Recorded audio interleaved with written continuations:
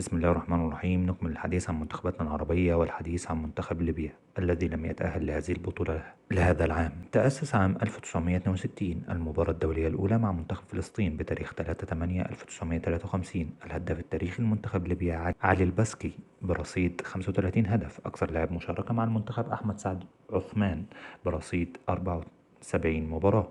أكبر فوز على منتخب مسقط وعمان 21-0 بتاريخ 6/4/1966. أكبر هزيمة من منتخب مصر 10-2 بتاريخ 29/7/1953. الإنجازات: كأس الأمم الإفريقية وصيف مرة، كأس العرب وصيف مرتين، دورة الألعاب العربية وصيف مرة، ولم يشارك في كأس العالم. أما عن مشاركته في كأس الأمم الإفريقية فكانت مشاركته الأولى عام 1982 عندما استضاف البطولة. كان في مجموعة من غانا، الكاميرون وتونس. تعادل مع غانا والكاميرون وتغلب على تونس ليصعد أول المجموعة، ليواجه زامبيا في نصف النهائي ويفوز عليها 2-1، ليواجه غانا في النهائي ويهزم بركلة الجزاء.